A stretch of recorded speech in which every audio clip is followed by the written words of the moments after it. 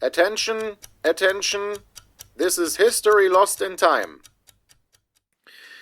And welcome to episode 63 of the History Lost in Time podcast. This podcast is available in German and English on YouTube, Spotify and podcast.de, with a social media presence on Blue Sky and Instagram. Note for Spotify users, you can find the latest episodes on Spotify. For all episodes since the beginning, please visit podcast.de and YouTube. The topic of this episode. Imagine the German fleet lying idle at anchor, 74 warships immobilized in a lonely bay in northern Scotland. Gulls circle overhead, and below them the cold grave of the North Sea awaits. It is June 21st, 1919. While the fate of the world is being negotiated in Versailles, a solitary decision is made in Scapa Flow. A signal flutters in the wind. Paragraph 11, confirm. It is the order to scuttle. In this episode, we dive to the steel skeletons of the Imperial High Seas Fleet.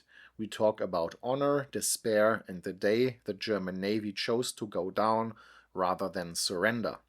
Political agenda and background. None. The sources that were used. Book 1, Friedrich Ruge, Scapa Flow 1919, The End of the German Fleet, Gerhard Stalling Verlag, Oldenburg, Hamburg 1969. Ruge is not only an author, but also an eyewitness. At the time he was a young lieutenant in command of a torpedo boat in Scapa Flow. Book 2, Nicholas Woltz, And We Rust in the Harbor, Germany, Great Britain and the Naval War, 1914-18, Deutscher Taschenbuchverlag, Munich, 2013.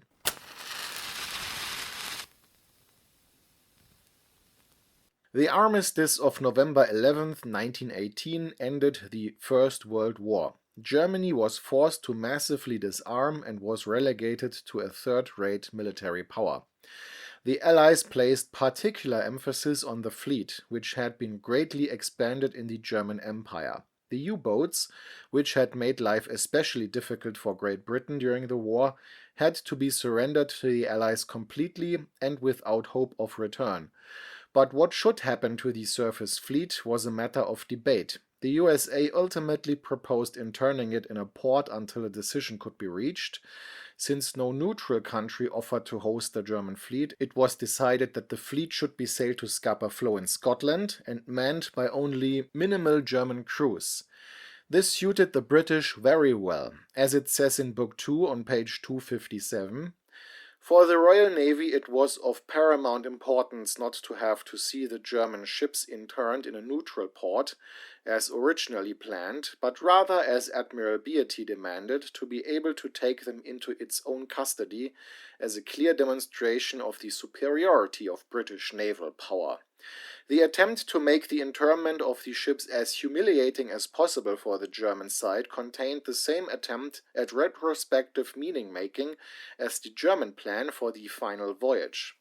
However, transferring the ships was not so simple. It must be remembered that a revolution was underway in Germany in November 1918, triggered by the mutinous sailors. The officers hardly dared to board their ships, and the sailors, simply put, wanted to make a revolution and not make their ships seaworthy and sail into internment. Friedrich Ruge describes what the officers of the time thought of the Red Soldiers' councils. On page 55 of Book 1, he describes what the councils produced as a mixture of self-importance, insolence, fear, detachment from reality, and boundless utopianism. The Allies, however, could do nothing with this. They demanded that the fleet set sail on November 18th, otherwise they threatened to occupy Heligoland and to shell and occupy the port cities. Faced with these threats, the socialist USPD, then part of the revolutionary government, reversed its position, and even the soldiers' councils became fearful. In an appeal, they invoked the sailors' sense of duty. They had to fulfill this task now to serve their fatherland and preserve the chance of regaining the fleet after the armistice. The government issued a similarly worded appeal, emphasizing above all that the soldiers' councils had to support the officers and maintain discipline and military order. One can imagine how dire the situation must have been for a government to have to stress this in an appeal. The work could finally begin. Officers and crew managed to get along more or less successfully, and the Allied deadlines were more or less met. The situation was generally better on the smaller ships than on the larger ones, as the crews simply knew each other better and had more contact with each other. Ruge describes the situation of those days on page 60. On our ships, the torpedo boats, the men willingly pitched in with the work. In contrast, there were particularly chaotic conditions on some of the larger ships. The crews listened to revolutionary speeches instead of working, paraded their red cockades in badges around town, rejected the officers, or made their lives so difficult that they felt compelled to go ashore. Many crew members went home, with or without discharge papers. It was a miracle that the ships were ready for transfer more or less on time. In the first step, 176 submarines of the Imperial German Navy were handed over to the Allies. For them it was clear from the outset that the Germans would never get them back. As commander of the High Seas Fleet, Admiral Hipper should have been responsible for leading the ships into internment, however he refused. Rear Admiral Ludwig von Reuter considered this task necessary for the fatherland and therefore suppressed his personal feelings.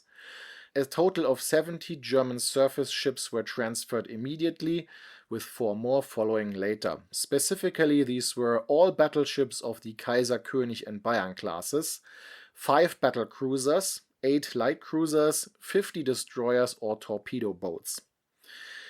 When the ships arrived at Scapa Flow, they were informed that they would be interned there, not in a neutral port. The welcoming committee consisted of the entire Grand Fleet, 370 combat-ready ships and 90,000 soldiers. Admiral von Reuter protested against the internment in a British port, but was forced to concede. However, this marked the beginning of an impression among the Germans, one that solidified over time. The British demanded the Germans adhere strictly to the terms of internment, while being quite lax with their own obligations. The British initially treated the Germans quite harshly. It's important to understand that it wasn't just the German Navy that was frustrated with the course of the war. The Grand Fleet too had spent most of the war in port rather than seeing combat. And at the one major opportunity for victory, the Battle of Jutland, the Grand Fleet had failed to achieve it. The German officers had the impression that the British were targeting them to overcome an inferiority complex. After anchoring, the ships were inspected. Only a small crew was allowed to remain. 200 men on the battle cruisers, 175 on the battleships, 60 on the cruisers and 20 on the torpedo boats. This was just enough to ensure minimal operational readiness, but certainly no combat readiness. Since the ships were disarmed, however, this wasn't really an issue. Initially, the crews expected only a short internment period. Once again, they hoped to be home by Christmas. It's worth noting that the internment began at the end of November 1918. Very quickly, the British began harassing the Germans in ways that wouldn't normally occur during a standard internment. Mail to Germany was censored. Furthermore, ship-to-ship communication was reduced to the absolute minimum necessary for official duties. Shore leave was also forbidden. The German crews were essentially prisoners on their own ships. While there might have been some room to move around on battleships, this was definitely not the case on the torpedo boats. In addition, the crew's provisions had to be delivered by transport ship from Germany. However, due to the ongoing naval blockade, this proved difficult, and there was widespread malnutrition on board. The suggestion to purchase food from Great Britain was rejected. The isolation quickly led to boredom, especially during the long dark winter and due to the bleak surroundings. Furthermore, because the German ships couldn't run their main boilers continuously due to fuel shortages, it quickly became very cold on board and electricity became scarce. Here too the British were of no help. The German officers were constantly worried that the British would seize the ships prematurely and therefore tried to act as cautiously and reservedly as possible. The hope was that at least a few of the ships could be returned to Germany. The sailors' councils proved unhelpful in this regard. While they were gradually being pushed back in Germany, the atmosphere on the ships remained virtually frozen at the level of November 1918 and persisted throughout the entire internment. Admiral von Reuter endeavored to send the most difficult sailors back to Germany one by one in order to regain control of the ships. Nevertheless, he was forced to transfer to the light cruiser Emden after the situation on the battleship Friedrich der Große became unbearable for him personally. Clandestine radio signals between the soldiers' councils and some groups in Germany ultimately led the British to remove the radios from the German ships. The only remaining connection to the outside world was now several days-old English newspapers, which the crews received regularly. And there they read things like this article from the Globe newspaper, reprinted in Book 2 on page 257. The German Navy is not only defeated, but forever disgraced, as much by its depravity in combat, as by its cowardice on the day of its downfall. Articles like this shaped the mood among the officers and their expectations of the British. Service on board during internment was limited to half days. The rest of the time was filled as far as possible with voluntary work and afternoon and evening classes, such as English, geography, mathematics, chemistry, and so on. All the books on the ships were used for this purpose. Reading, writing, music, and other pastimes were also very popular.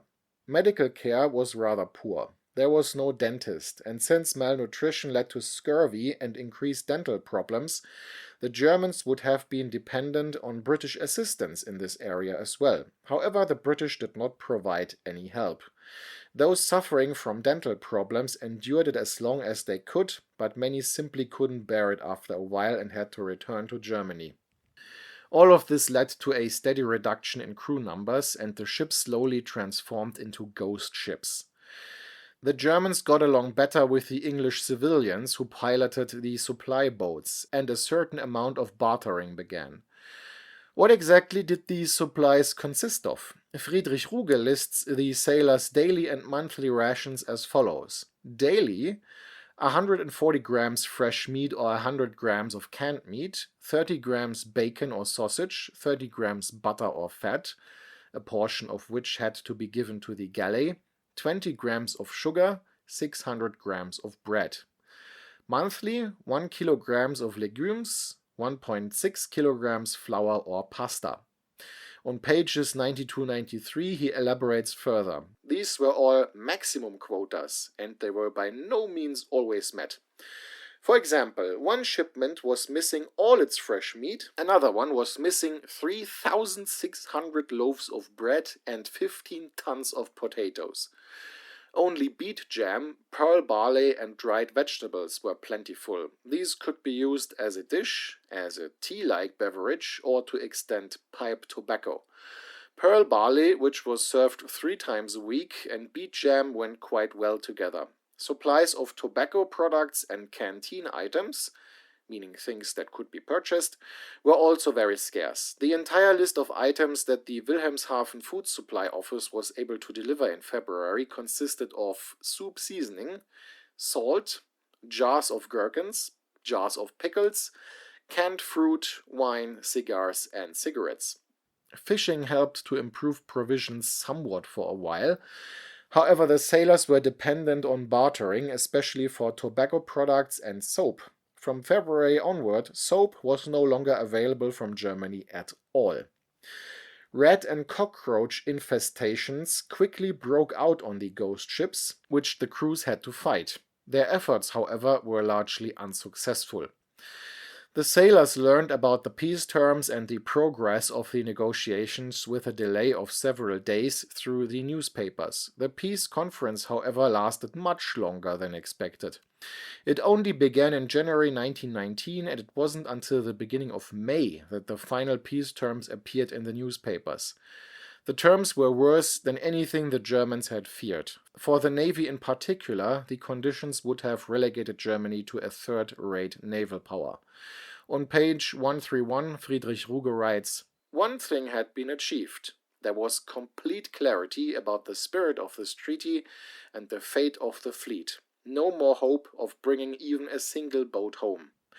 France and Italy, which had focused on their armies during the war, were particularly interested in acquiring German warships, despite the anticipated logistical difficulties of operating them. The USA and especially Great Britain were less enthusiastic about the idea. The USA didn't want to see global naval power grow further, and Great Britain didn't want its naval advantage diminished. The dispute over the ships caused considerable friction among the Allies. The German government initially refused to sign the treaty, but here too the Allies' message was unequivocal. Friedrich Ruge writes on pages 132-133, "If the German government did not sign the treaty, then a state of war would be reinstated. The Allies would occupy further parts of Germany, and the armistice would no longer be valid. The ships in Scapa Flow could neither fight nor break out. The only option left to us, should hostilities resume, was to attempt to scuttle the ships." That the ships had to be scuttled when hostilities resumed, as they could under no circumstances be allowed to fall into enemy hands, was perfectly clear to the officers. Much time has been devoted among historians to clarify whether and when Admiral von Reuter received the order to scuttle the ships. However, according to the ethos of naval officers at the time, such an order was not even necessary. That the ships had to be scuttled was as self-evident as saluting a superior officer. Admiral von Reuter made it clear in his order under what circumstances the scuttling should take place and whom he would blame, as printed by Friedrich Ruge on page 210. "It is my intention to scuttle the ships only if the enemy should attempt to take possession of them without the consent of our government. Should our government agree to the surrender of our ships in the peace negotiations, then the ships will be handed over to the lasting shame of those who have brought us into this situation." And in Book 2 on page 263 it says, "Admiral Reuter was a level-headed Prussian officer, who could easily deduce that the British weren't going to such great lengths to stage the interment of the German ships as a humiliating spectacle, only to let them steam back home unscathed a short time later." Without explosives, scuttling was only possible by opening valves and destroying pipes carrying seawater. Preparations were difficult because in the end there was hardly any crew left, and the Germans constantly expected to be occupied by the British. It proved to be a disadvantage that the British had virtually severed all contact between the Germans and their homeland, only informing them sporadically through outdated newspapers. In the end, there were only 75 men left on a battlecruiser, 50 on a battleship, and 20 on a cruiser. The situation escalated in mid-June. On page 144, Friedrich Ruge writes, "For us, the situation was determined by the unambiguous pronouncements of the English press, all of which were in the same tone as an article in the Times from June 17, 1919, dated one day earlier. This article began, 'In 5 days from today, Germany will have accepted the terms, or the Allied and associated powers will resume the war with arms. The armistice has already been terminated under certain conditions. It will expire on June 21st if the peace treaty is not signed.' That was clear enough. For us it meant, at noon on June 21st, war would resume. According to Ruge, he, but not Admiral von Reuter, was informed by an Englishman passing by shortly before the scuttling that the deadline had been extended to June 23rd. This was supposedly also reported in one of the newspapers. However, trust in the British had by then reached zero, and the Germans feared that the British would strike first, leaving them no chance to scuttle their ships. Moreover, there had been no confirmation from Germany, so this could have been propaganda. Surprisingly, on June 21st, the British watch crew sailed into the North Sea for gunnery practice. At noon, Admiral von Reuter gave the signal to scuttle the ships, the Imperial war flag was hoisted one last time, and the crews scuttled their vessels as planned. Afterward, they boarded the lifeboats and headed for land for the first time. The few remaining British sailors tried to drive the Germans back to their ships to stop the scuttling. Shots were fired, resulting in 9 German deaths and 21 wounded. The Germans were eventually taken prisoner. Their treatment ranged from civilized and proper, as on the battleships Sandhurst and Victorious, to threatened executions with firing squads already assembled, as on the ship Spencer.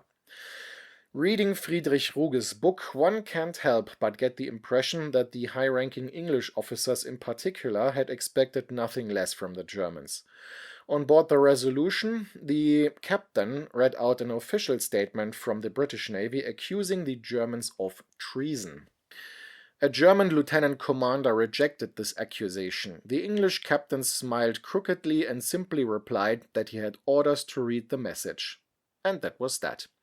The German crews were treated as prisoners of war, even though taking prisoners of war after armistices isn't allowed, but who cared about that? After a good 6 months in prisoner of war camps with fellow soldiers, the sailors were only allowed to return to Germany in January 1920, after Germany had ratified the Treaty of Versailles.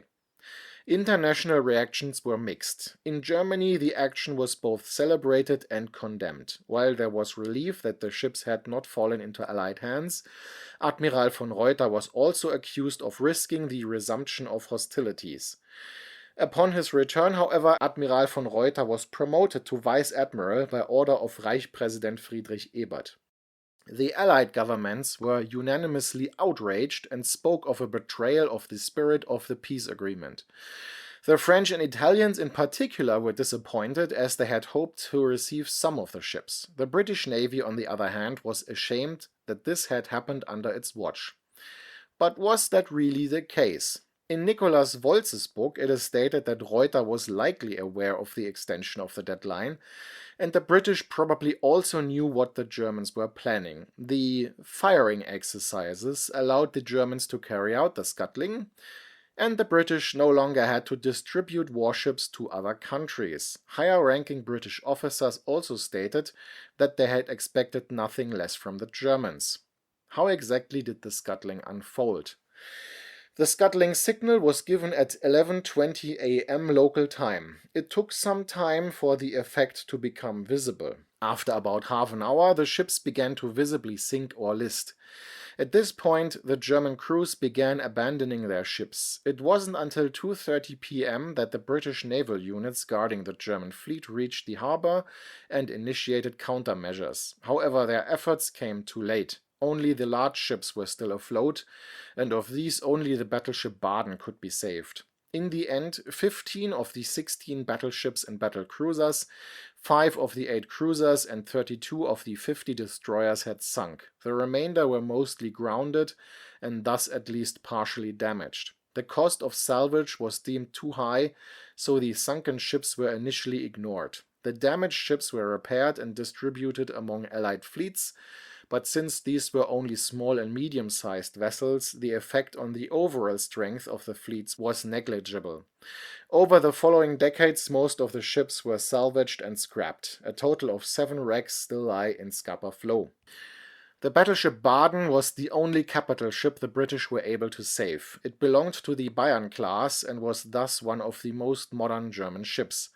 The Baden was repaired as early as July 1919 and subsequently thoroughly examined by the Royal Navy. However, the ship was not commissioned into Royal Navy service, but used as a target ship and was sunk in August 1921. The Baden demonstrated the ineffectiveness of medium armor, which contributed to the introduction of the all-or-nothing armor strategy on British battleships. The cruiser Emden was transferred to the French fleet, but was so badly damaged that it could no longer be used in combat. The ship was used for weapons testing and scrapped in 1926. The cruiser Frankfurt was transferred to the US Navy. In 1921 it was sunk by aerial bombs while being used as a target ship. The cruiser Nürnberg was transferred to the British Navy and sunk as a target ship in 1922. The destroyers that could be salvaged were handed over to the USA, Great Britain, France and Japan. However, not a single ship remained in service for long. Most were sunk as target ships in 1921-22. With the scrapping of the cruiser Emden and 1 destroyer in 1926, not a single ship of the High Seas Fleet remained in service anywhere in any capacity. The German navy was subsequently decimated a second time. The Allies had originally intended to leave the German Reich some modern ships as the foundation for a post-war navy, but after the scuttling of the German navy at Scapa Flow, the remainder of the German navy was further reduced. In addition to surrendering all remaining reasonably modern ships, port facilities also had to be ceded. The German navy was left with only the following vessels: 6 pre-dreadnoughts of the Deutschland and Braunschweig classes, 6 old light cruisers, 12 destroyers, and 12 torpedo boats. The maximum strength of the navy was set at 15,000 men. There were also strict regulations regarding the construction and replacement of ships. More on that in a future episode. The battleships König, Kronprinz Wilhelm, and Markgraf, the cruisers Brummer, Köln, Dresden, and Karlsruhe, as well as parts of the destroyer S-54, remain at sea in Scapa Flow to this day. They are virtually all that remains of the Imperial German Navy. A few finishing words. Today, the wrecks of Scapa Flow are a diver's paradise and a memorial of steel and rust. They lie there preserved in the salt water, while time has simply moved on above them. Perhaps that is the most important lesson of this story. You can sink ships, but you cannot undo the events that led them there. They remain part of our history, sometimes on the surface, sometimes buried deep on the seabed. Thank you. This was History Lost in Time.